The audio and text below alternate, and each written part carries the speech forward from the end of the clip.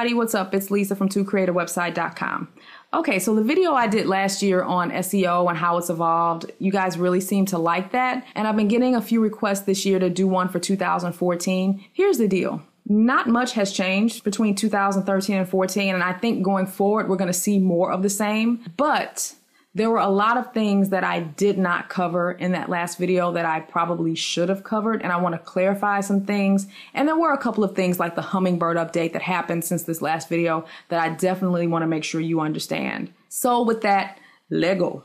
Now, just like I do with most of my long videos, you can go to the description and click on the various topics you want to jump to in case you don't want to sit here and listen to me ramble and watch me draw for however many minutes this video is going to be. So I'm going to start off by talking about what Google is not going to tell us.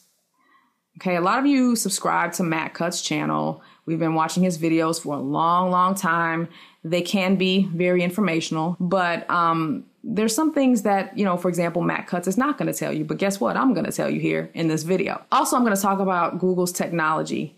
I just mentioned the Hummingbird update. A lot of people didn't really understand what that meant for small business, bloggers, webmasters, and all that. So I'm going to kind of cover what Hummingbird was and what Google's knowledge graph is and what that means for the future of search engine optimization.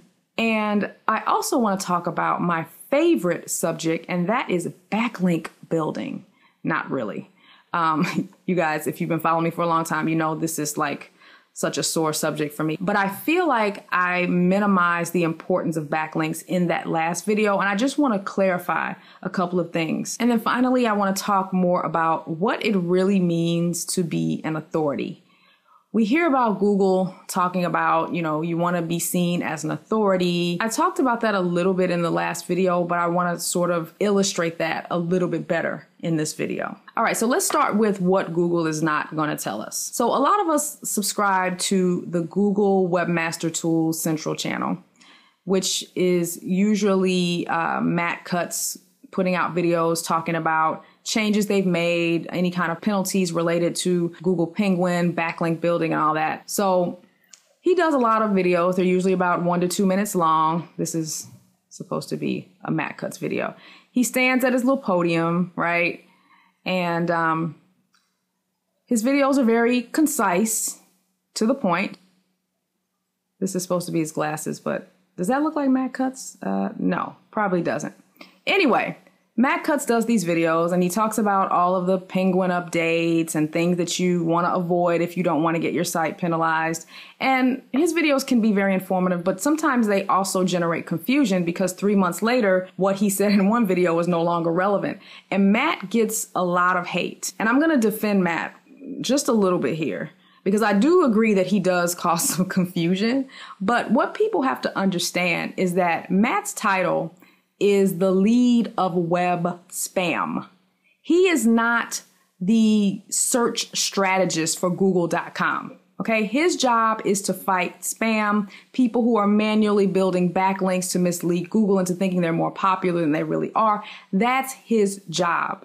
So when you're watching his videos, you have to understand that there's something bigger at work here. So you've probably noticed now Google ranks brands a lot higher than smaller business websites. One of the reasons is that brands are relevant. Big brands are relevant to these searches. So the more relevant the results are, the more people are going to use Google.com for search, and the more money Google is going to make with a program called AdWords, which is basically Google's pay-per-click program. So if you want to rank for a certain keyword, you can pay Google $5 a click, $6 a click, or whatever the price is to rank for that. So you have to understand that this is a big moneymaker for Google. So of course, part of their strategy is going to be padding their pockets, right? So one of the advantages of ranking brands is that, number one, you're going to get more quality results because a lot of the brands will be relevant.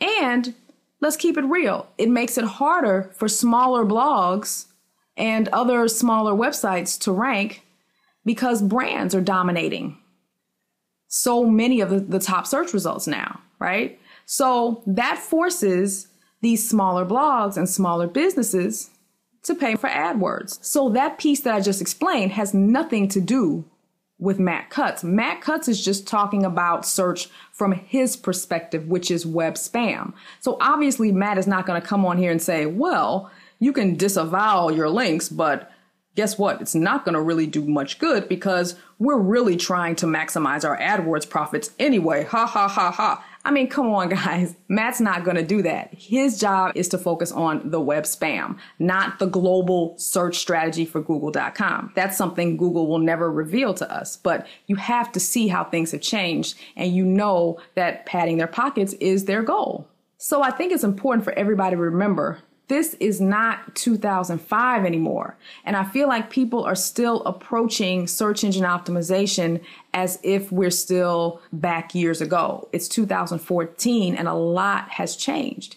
And so as I'm going through this video and talking about different things, sure, you can listen and learn, but just understand this big picture in the background. It's important that you keep that in mind. So now let's talk about Google Hummingbird. This update happened about, I guess it was September or so of last year. You guys know how my drawings are. Yes, that's a hummingbird. Why do I even go there? Anyway, this update was about Google getting smarter.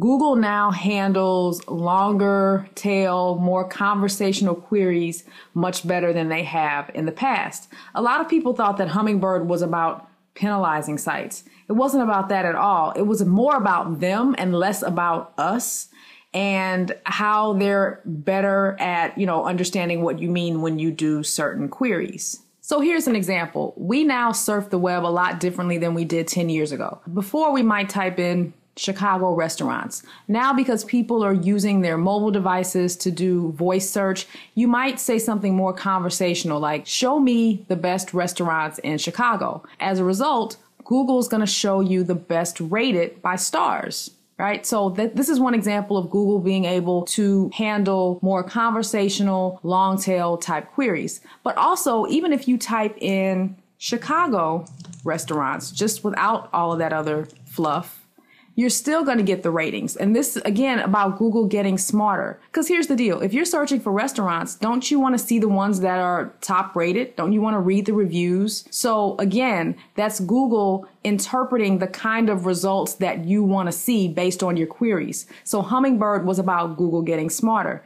So what does this mean for us, the bloggers, the webmasters? It could mean two things. You either went up for certain queries or you went down for certain queries. It just depends on how this update impacted the keywords that you were ranking for. So, for example, if you used to rank really well for Chicago restaurants because you had a web page that listed some restaurants and you had some reviews, you may not get as much traffic because people are now clicking on these top rated restaurants because they're showing up before the organic results. This is an example of how Hummingbird may have hurt your website, but some people got a boost with Hummingbird as well. It just really depends on the queries you're getting found for. Now let's talk about the knowledge graph. This is not anything new, but it's continually impacting search. Google's knowledge graph started, I don't know, it's been maybe 5 or 6 years now, but they're basically building their own database of information across various topics. So I'll give you guys an example. You might search for how old is J-Lo? And right away, Google consults their knowledge base and pulls up not only her age, but you can even just see the year she was born, her birth date, and everything. This is an example of how Google is taking facts and displaying them in front of the organic results. So you can do a lot of fact-based queries now and get this kind of result. Now, of course, this isn't good if you were ranking for some fact-based queries in the past. And a lot of people are worried, oh my gosh, Google's going to take over search.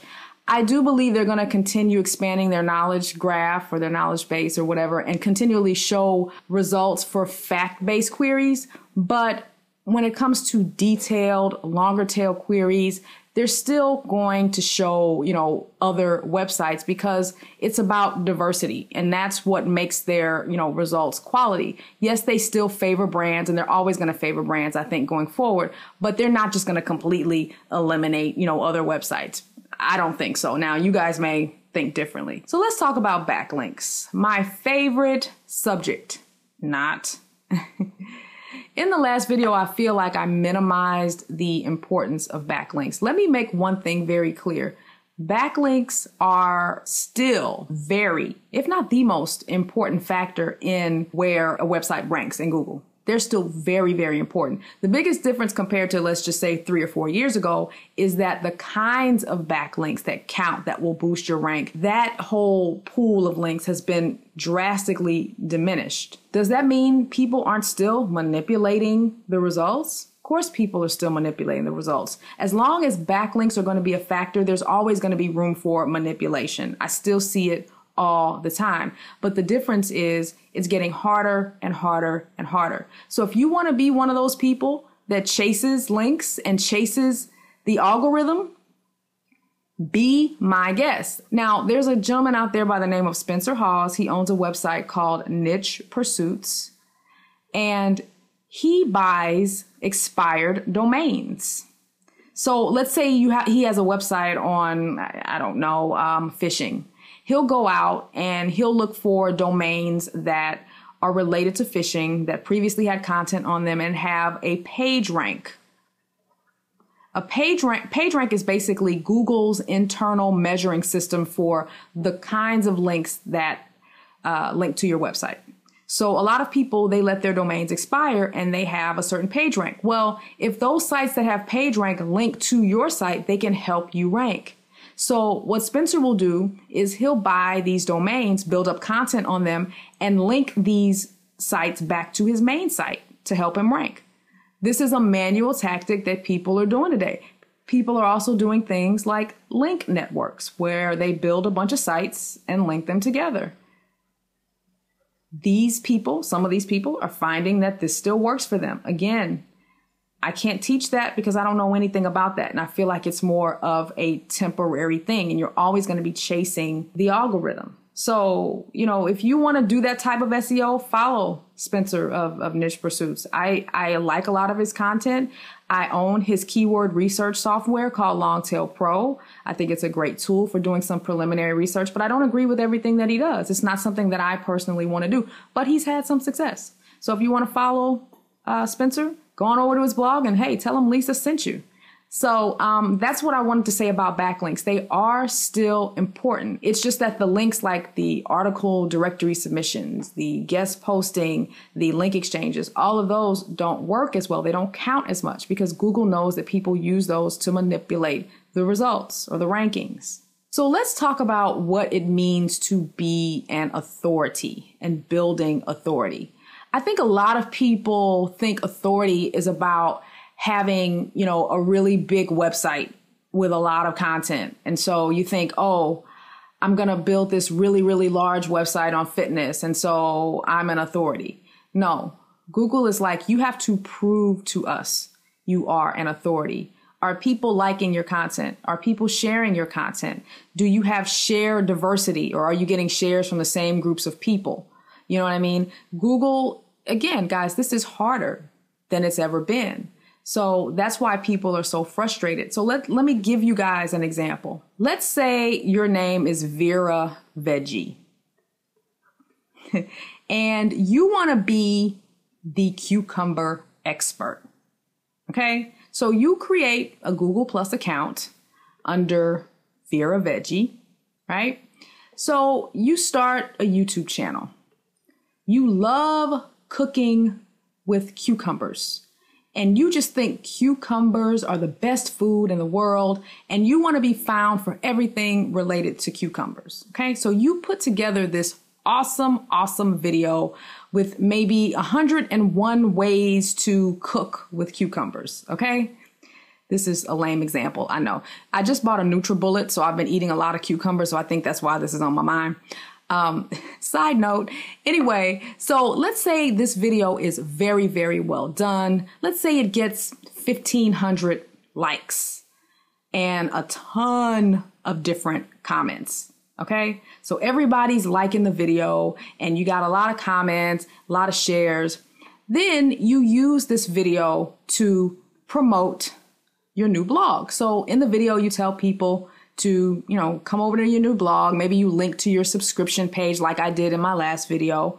And so you start writing content on cucumbers. And so the people who have found you on YouTube are now reading your blog and they're liking your content, they're commenting, they're sharing it. Suddenly your blog starts to get popular. So now Google is saying, okay, Vera's got these YouTube videos with a lot of shares, a lot of likes. She now has a blog, same topic, lots of popular content. We're going to start ranking Vera for more cucumber related keywords.